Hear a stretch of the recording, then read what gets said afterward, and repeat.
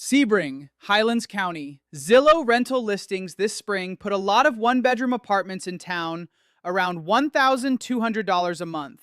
The Social Security Administration said the average retired worker benefit in January 2024 was about $1,907. That leaves about $700 before groceries, before the car, before prescriptions. In much of coastal Florida, that space is gone. Rents moved up faster than checks. Insurance fed taxes. Assessments fed dues. The small towns that still work on paper are mostly inland, mostly overlooked, and usually sitting on one or two local employers that keep a floor under the market without pushing it into Sarasota territory. That does not make them easy. It does make them measurable. I pulled county property appraiser rolls, Zillow and Redfin price data, Social Security benefit data, Census population estimates, and insurance filings to build a simple test. Where does the average Social Security check still cover the monthly housing line? Here are 10 Florida towns where the math still clears. The reason this matters now is simple. Florida's average retired worker benefit is not rising as fast as housing costs in many counties. The Social Security Administration put that average check near $1,907 a month at the start of 2024. Citizens' property insurance grew from under 500,000 policies at the end of 2021 to well over 1 million by 2024 in its own reports. Florida's Save Our Homes cap still limits assessed value growth on a homesteaded property to 3% or inflation, whichever is lower, under the Department of Revenue rules, but that protection resets after a sale. Condo reserve rules tied to milestone inspections are also pushing dues higher in older buildings. So the places where the numbers still work tend to be inland rentals, smaller houses, and counties where wages and land costs stayed lower. 3 towns on this list stand out for 3 different reasons. One still has a one-bedroom market where the average Social Security check leaves more than $800 after rent. Another sits in a county where the census estimated domestic in-migration still stayed positive even after the sharp statewide cooldown. And one has a downtown core with open storefronts around the courthouse, while many buyers drive right past it on the way to bigger names. None of those are number 10. None are number 9. And the one at number 2 is there because the tax reset after purchase changes the whole picture faster than most retirees expect. If you track Florida by headlines, you miss the map. This channel tracks where Florida is actually moving by the county rolls, the rent pages, the insurance filings, and the migration tables. If that is how you look at the state too, stay with me. Number 10, Perry, Taylor County. Zillow rental listings in Perry this spring commonly showed one-bedroom and small two-bedroom units around $1,000 to $1,100 a month. Using the Social Security Administration's average retired worker check of $1,907, the housing line leaves roughly $800 to $900. That is one of the larger cushions on this list. Redfin sale data has also kept Perry far below the big Florida metros, with typical closed prices often around the mid-100s rather than the high 2s or 3s you see farther south. The reason the number stays low is not mysterious. Perry is remote by Florida standards. It is also tied to a narrow employment base. The Foley cellulose mill has long shaped the local economy, and BLS employment data for the county shows a small labor market overall. When a town has one major industrial anchor and fewer incoming households than the Central Peninsula counties, rents do not get bid up the same way. County property appraiser records also show a large share of older single-family houses with assessed values that remain modest by Florida standards. On many owner-occupied homes in town, homesteaded tax bills still land well under $2,000 a year. Once those houses sell, that tax line can reset higher, but the base is still lower than most of the peninsula. What Perry is actually like on the ground is straightforward. Jefferson Street is the spine. You have the courthouse presence, a handful of local storefronts, and plenty of low-rise, older housing stock spread out on regular blocks. Some commercial strips look thin, some buildings are active, some are waiting. That matters because low rent is often attached to limited depth in services and longer drives for specialist care. The arithmetic works here. The trade-off is that everything around the arithmetic is thinner. Number 9, Palatka, Putnam County. Zillow rental listings in Palatka this spring often clustered around $1,100 to $1,200 for one-bedroom units and small houses. Against the same $1,907 average Social Security benefit, that leaves around $700 to $800 after rent. Redfin has regularly shown sale prices in Palatka below the state median, and that gap is one reason the town keeps appearing on affordability screens even as Northeast Florida grows. The reason behind Palatka's pricing is that it sits close enough to larger job centers to benefit from access, but far enough from Jacksonville and St. Augustine to stay discounted. The local employment base still includes the Georgia-Pacific Mill, public sector jobs, schools, and healthcare. Putnam County property appraiser records show many older bungalows and block houses in and around central Palatka still assessed well below the values common in Duval or St. Johns County. With a homestead exemption in place, annual tax bills on a lot of these houses remain manageable. Without it, and especially after a sale, you can see the reset in the next tax cycle. That is not unique to Palatka. It just matters more when your income is fixed. The town itself has a clear center. St. John's Avenue has the old Florida street wall feel, with brick fronts, government buildings, and river access nearby. Some storefronts are open and active, some are not. Ravine Gardens State Park is a real amenity, and the St. Johns River location gives Palatka a sense of place larger than its price point. Census County estimates have shown Putnam County no longer emptying out the way many people assume. It is not a boom county. It is also not frozen. For a retiree measuring only the rent line, Palatka still fits inside the average check. If you want the longer version of what you are watching, there is also the Florida buy and avoid list. It is a buy and avoid list built from the same county records, tax rolls, rent pages, and sale price data behind this script. 20 Florida towns worth a closer look. 20 that raise enough measurable red flags to slow down and keep checking the numbers. It is not a forecast and not advice. It is just the full working file in one place. But stay right here, because the towns above this one are the ones that surprised me. Number 8, Lake Wales, Polk County. Zillow rental listings in Lake Wales this spring often sat around $1,200 to $1,300 for a one-bedroom apartment or small house. That leaves roughly $600 to $700 from the average Social Security check after rent. In Polk County, that still counts as workable on paper. Redfin sale data has usually placed Lake Wales below Lakeland and well below the I-4 corridor hotspots closer to Tampa and Orlando. Why the number holds there comes down to location inside the county and the structure of the local economy. Polk County has grown fast in census estimates, but that growth has not hit every city equally. Lake Wales sits south and east of the strongest warehouse and commuter pressure. It still benefits from local employers such as Advent Health Lake Wales, schools, city government, and the Florida's natural operation tied to citrus. County property appraiser rolls show a broad inventory of older houses built long before the recent apartment cycle changed rents in parts of Lakeland and Davenport.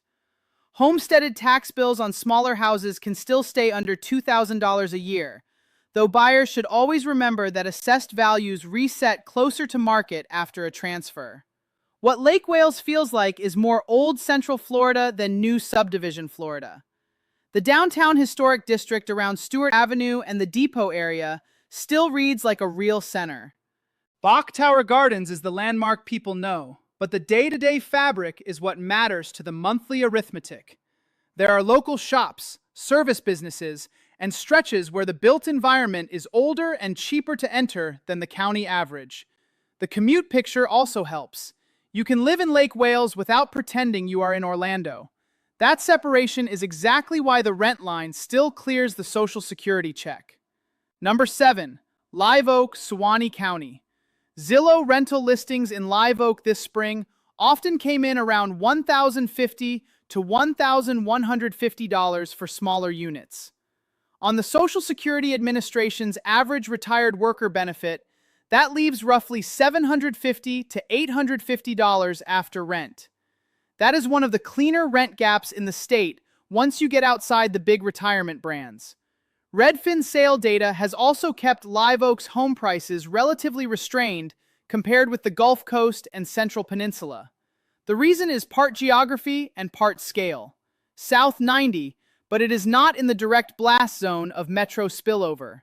BLS employment data for Suwannee County shows a compact labor market with healthcare, schools, public employment, and distribution activity, not a giant corporate base bidding up every parcel. The county property appraiser roll shows plenty of modest houses on standard lots, plus manufactured homes on the edges of town, which helps keep the bottom of the housing market visible. Tax bills on long-held homesteaded properties remain low by Florida standards. That makes a real difference when fixed-income households compare one inland county against another. The town center is easy to read. The courthouse square anchors downtown. Ohio Avenue carries the local commercial feel. There are active storefronts, service businesses, older churches, and blocks that still work as a small county seat. You do not get the polished retirement branding of Southwest Florida here. You get a place where the numbers are still plain. HCA Florida Lake City Hospital is outside the county in Lake City for some services, and that longer medical draw is one of the trade-offs.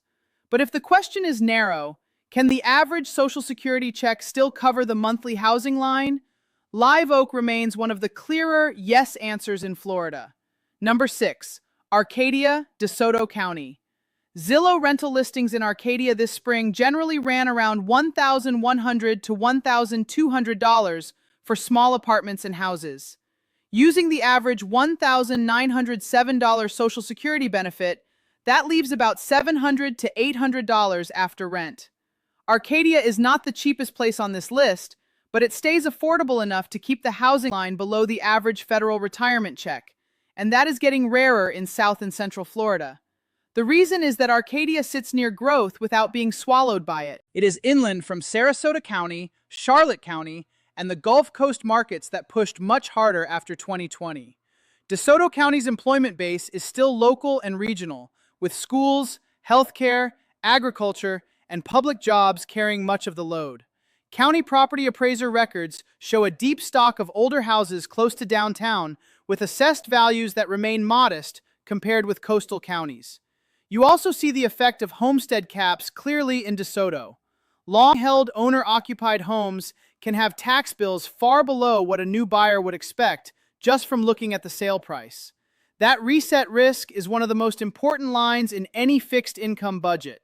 Arcadia also has one of the more legible downtowns on this list.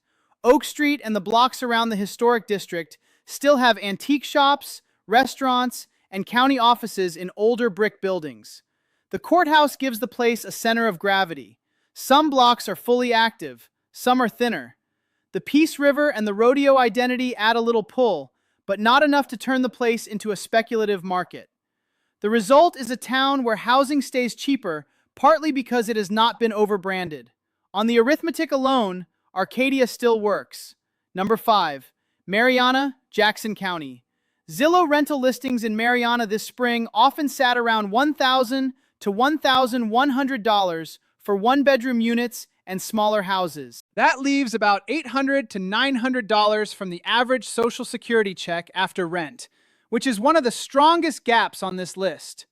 Redfin sale prices in Marianna have also generally stayed low enough to keep the ownership market under the radar compared with the peninsula.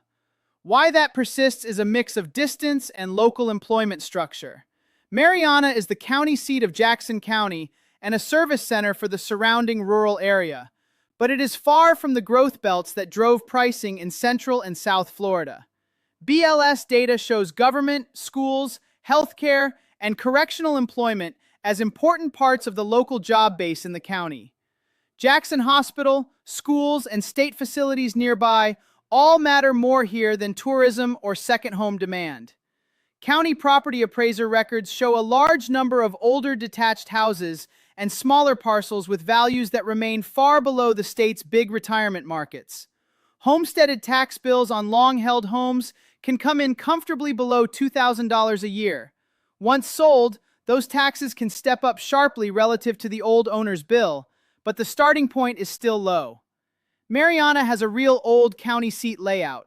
Lafayette Street and Jefferson Street form the recognizable center, with the courthouse, local businesses, and brick commercial buildings still doing their job. Florida Caverns State Park is nearby, and that gives the area a real landscape feature, not just a brochure line. Some retail has shifted to newer strips on the highway, which is normal for a town this size, but the core remains visible and usable. If your measure is simple monthly housing math against the average federal retirement check, Marianna is one of the few places in Florida where that line still has real room. Number 4. Clewiston, Hendry County. Zillow rental listings in Clewiston this spring often fell around $1,150 to $1,250 for smaller units. That leaves roughly $650 to $750 after rent from the average Social Security check. The margin is not huge, but it still exists. In a state where a lot of counties now burn through that check on housing alone, Clewiston still passes the basic test. The reason is unusually specific. Sugar remains the dominant employer in the area, and the local economy still reflects an agricultural base rather than a coastal retirement or vacation market. That sets a ceiling on wages and, in turn, on a large part of the rental stock. Hendry County property appraiser records show many modest houses and duplexes in town with values well below the Florida median. The tax side tends to stay reasonable on long-held homes, especially with homestead protection in place. The part to watch is insurance exposure. Inland does not mean immune. South Florida wind pricing reaches farther inland than many newcomers expect, and Citizens and Florida Office of Insurance Regulation filings make that clear at the statewide level. Clewiston is also a place with a very visible organizing feature. Lake Okeechobee is right there. South 27 carries the commercial spine. The old inn and the civic buildings give the center a shape, and the marina traffic tells you quickly this is not just another grid of inland blocks. What keeps the town off most retiree shortlists is not the rent math. It is the remoteness from larger service clusters and the narrowness of the employment base. Those are real constraints. But on the strict question of whether the average Social Security check still covers monthly housing, Clewiston stays on the board. Number 3. Inverness, Citrus County. Zillow rental listings in Inverness this spring often came in around $1,250 to $1,350 for one-bedroom apartments and smaller houses. Using the average retired worker benefit of $1,907, that leaves around $550 to $650 after rent. That is tighter than Perry or Marianna, but still positive. Redfin sale data has kept Inverness below many coastal retirement markets, even as Citrus County drew steady interest from older movers. The reason is a balance of retiree demand and inland positioning. Census County estimates showed Citrus County gaining residents through the recent migration cycle, but Inverness did not see the same pricing pressure as Naples, Venice, or most of Pinellas. Healthcare anchors some of the local economy, and HCA, Florida Citrus Hospital, sits right in Inverness, which matters a lot for retirees comparing inland towns. County property appraiser rolls show many ranch houses and villa-style properties with assessed values that remain lower than the Southwest Florida coast. Homesteaded owners often carry tax bills that look surprisingly light relative to market value because of years under the Save Our Homes cap. A new buyer will not inherit that bill. The taxable value usually resets toward market after the sale. Inverness also has one of the more pleasant small-town cores in Florida. Courthouse Square, Main Street, and the lakefront parks give it a center that feels active without being overbuilt. The Withlacoochee State Trail adds day-to-day utility, not just scenery. You see restaurants, services, civic buildings, and enough local traffic to tell you the place functions as more than a postcard stop. The town is not hidden from retirees, but it is still undervalued compared with the branded coast. That is why it lands this high. The leftover cash after rent is thinner, but the services picture is stronger. Number 2. Bartow, Polk County. Zillow rental listings in Bartow this spring often range from $1,300 to $1,400 for one-bedroom apartments and small houses. Put that against the average $1,907 Social Security check, and you get roughly $500 to $600 left after rent. That is not roomy. It is enough to keep Bartow on this list, and the reason it ranks above Inverness is the local service base and the depth of the housing stock, not a cheaper headline rent. The number works because Bartow sits in a county with major growth, but keeps enough separation from the hottest corridors to stay cheaper than Lakeland west of downtown or the fast growth nodes near Davenport and Haines City. It is the county seat. Government employment matters. Schools matter. Healthcare matters. Mosaic's regional footprint and the broader Polk logistics economy also shape the labor market, even when the jobs are not inside city limits. Bartow's property appraiser records show many older single-family houses on quiet blocks near downtown with long ownership histories and homesteaded tax bills that are still low. This is also where the tax reset issue can surprise people. A house that carried a tax bill under $2,000 for the prior owner can move meaningfully higher for the next owner after the assessed value catches up. On fixed income, that is not a footnote. It is central. Bartow looks like an actual county seat because it is one. The blocks around Main Street and the Polk County Courthouse have mature trees, civic buildings, and storefronts that still read as a functioning downtown. There are older neighborhoods within a short drive of shopping and medical services. The place does not get the attention that Lakeland or Winter Haven gets, and that is part of why it remains relatively affordable. The rent gap is smaller here. The town fabric is stronger. Number 1. Sebring, Highlands County. Zillow rental listings in Sebring this spring often ran around $1,150 to $1,250 for one-bedroom apartments and small houses. Against the Social Security Administration average retired worker benefit of $1,907, that leaves roughly $650 to $750 after rent. It is not the biggest cushion on this list. It is the best overall balance of cushion, services, and town structure. That is why it is number 1. The reason comes down to Highlands County's place on the map. It is inland enough to stay below the coastal retirement markets, but established enough to offer the basics retirees actually measure. Healthcare is a major employer, with Advent Health Sebring and HCA Florida Highlands Hospital serving the area. Schools, county government, and regional retail add to the base. Census County estimates have shown Highlands County continuing to attract residents without turning into a pure growth frenzy. County property appraiser rolls show a large inventory of older ranch houses, condos, and small detached homes with values that remain more approachable than much of South and Central Florida. Long-held homesteaded properties often show tax bills that look very low because of the Save Our Homes cap. New buyers need to model the reset, but even after that, the entry point tends to stay lower than the coast. Sebring also has a center that still feels like a center. The circle is distinctive. The downtown storefronts, government buildings, and lakefront setting give it a civic core that many Florida towns never had or already lost. South 27 provides the practical retail strip. Sebring International Raceway is part of the local identity, but the day-to-day case for the town is simpler than that. This is one of the few places in Florida where the average Social Security check still clears the housing line with enough space left over to make the place worth a serious second look. If there is one town here worth a serious look on the numbers alone, it is Sebring. Not because it is perfect, because it balances 3 things better than the others. Housing that still fits under the average Social Security check, a medical and service base large enough for daily life, and a town center that does not feel accidental. That is rare in Florida now. Tell me which of these towns you have actually lived in, or even just driven through. Whichever one comes up most is the one I will cover next.